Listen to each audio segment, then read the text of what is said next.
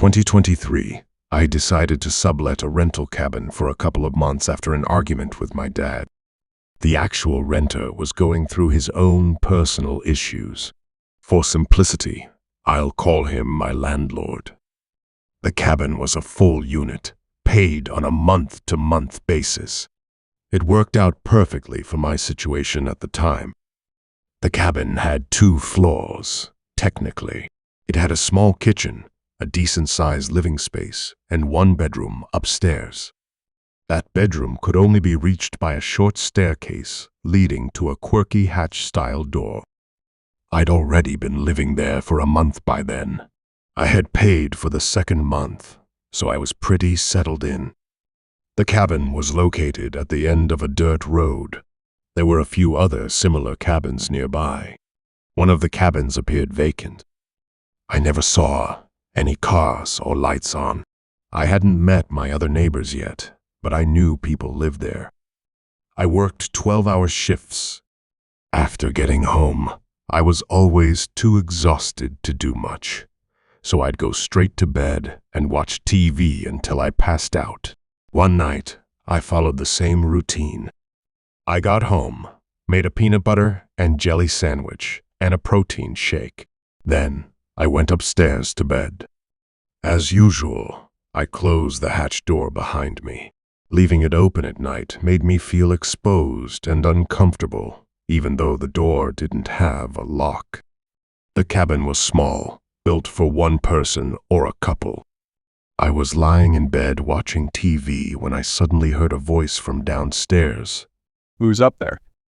My heart skipped a beat. I shot upright in bed, terrified. The voice sounded like it was coming from inside the house, though it might have been from outside. I quickly grabbed the remote and turned off the TV. I crawled over to the small circular window above my bed, but the dark outside revealed nothing. I called out, "Who's there?" But the silence that followed was deafening. My hand reached for the hatch door. I slowly opened it, peeking down the staircase. I even called my dad's name, thinking he might have come to check on me. But no answer. I descended the stairs, fear gripping me. I turned on the first light I came across, illuminating the living room. Just as I expected, no one was there. Still thinking the voice might have come from outside, I turned on the front porch light. I looked out the windows, but no one was there either. Now, I was really confused. I switched off the living room light, climbed back upstairs, and shut the hatch door again. I was wide awake by now, so I turned the TV back on. Barely 5 minutes passed when I heard loud banging on the hatch door. Pounding was aggressive, like someone was trying to scare me. I froze. This time, I knew for sure someone was inside the house. I left the TV on and stayed perfectly still, too afraid to move. The worst part was knowing that whoever was downstairs could easily open the hatch. It had no lock. I lay there in silence for what felt like an eternity, maybe 20 minutes. When I finally felt brave enough to move, I realized my phone wasn't on the nightstand. I couldn't find it. I figured I must have left it downstairs, so I opened the hatch door and peeked down the staircase. The flickering light from the TV gave just enough illumination to see the living room below. I crept down the stairs quietly. Instead of turning on any lights, I dashed out the back door barefoot and ran to the nearest neighbor's house, where I saw lights on. I knocked on their door repeatedly. After a moment, I noticed someone standing at the window next to the door, just staring at me. I wasn't sure how long they'd been watching. I shouted through the glass, explaining that I was their neighbor and needed to call the police. I knew they could hear me, but they just stood there, staring at me with an unsettling blank expression. I started to back away, realizing they weren't responding. It was creepy. I looked around, but none of the other houses had their lights on. A chilling thought crossed my mind. What if that neighbor was somehow involved? I ran back to the cabin through the back door, just as I had left it. I locked the door behind me and turned on every light in the small house. I searched both for an intruder and for my phone. Eventually, I found my phone in the car. I must have left it in the center console earlier.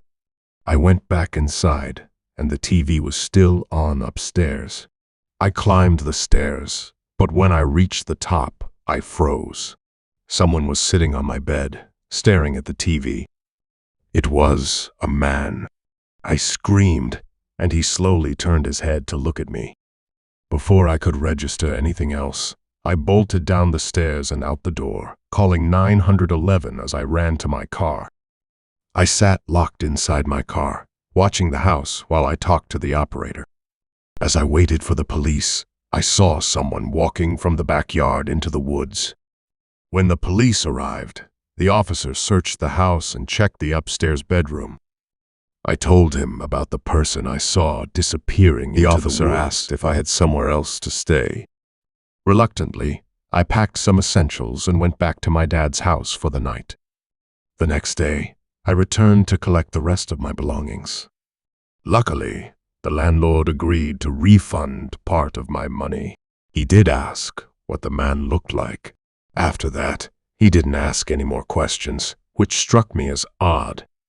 Something about the whole situation, my creepy neighbor ignoring me, the landlord's urgent need to move out, and the break-in felt connected. Or maybe I was just overthinking it.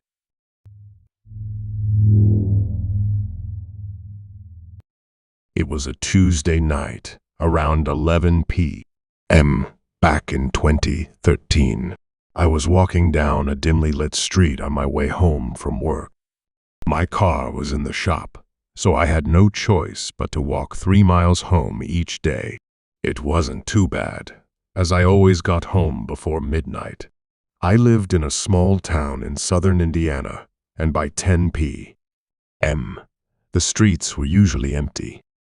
The only vehicles I ever saw were truckers heading toward Indianapolis.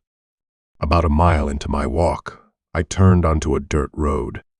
My house was off the beaten path, so I had to take these isolated roads surrounded by forest. Just as I made the turn, I heard the distant sound of an engine growing closer, but moving slowly. I glanced back and saw a van about a quarter-mile away, creeping along the road without its lights on. At first, I didn't think much of it. There was a dealership in town that sold cheap used cars with broken parts, like busted headlights. I figured it was one of their customers. I kept walking, but then, about 5 seconds later, I jumped as the van's engine roared, and it suddenly sped up, now with its lights on. I was startled, but not yet worried until the van got closer to the turn I had just taken. About 500 feet from the side road, the van's lights turned off again, and it slowed down. That's when the unease set in. Trying not to show I was scared, I picked up my pace, my heart starting to race. I kept glancing back, and my worst fear was confirmed. The van had turned onto the dirt road behind me. It was still about 500 feet away, but I knew something was wrong. I started walking much faster, trying to keep my cool. But then I risked another glance, and what I saw chilled me to the bone. The van had stopped, and both the driver's and passenger's doors were wide open. At that moment, I ran. I sprinted down the dirt road as fast as I could, panic flooding my senses. Not long after, I heard what sounded like a gunshot not far behind me. My mind was racing. I thought I was about to die. Desperate, I made a sharp turn into the surrounding woods and hid behind a large rock. My breathing was ragged as I tried to stay quiet. Then I heard a man's voice, chillingly close, saying, "I think she went into the woods." My heart sank further when I heard what sounded like 3 young girls responding.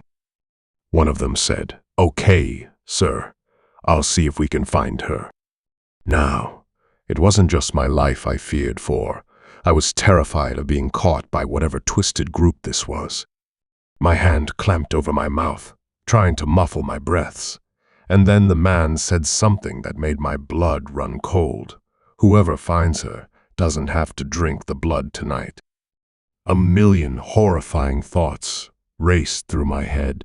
Was this a cult? Were those girls victims too? Would I be forced into whatever sick ritual this was?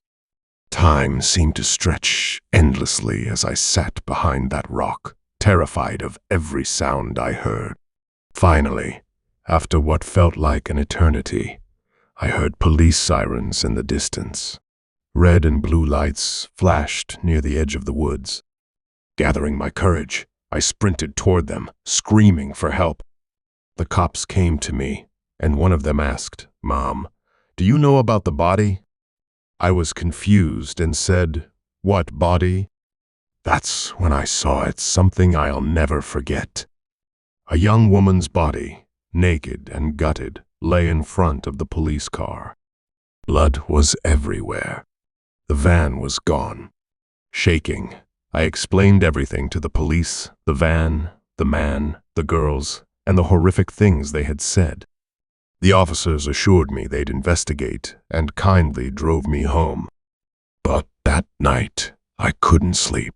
Hours later, as I stared out my window, I saw it again, the same van, moving slowly down my street without its lights on. This time, I quickly wrote down the license plate number and called the police.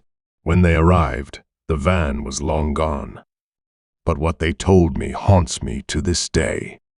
"We ran the plate," one officer said. "It's registered in South Dakota, but we've had reports from other states, Vermont, Nevada, Alaska, and Texas, of a suspicious van with the same plate number, all reported tonight." I never heard back from the police, and I still don't know what it was, a cult or something far worse. I left Indiana not long after, and now, whenever I see something suspicious, I don't wait. I run.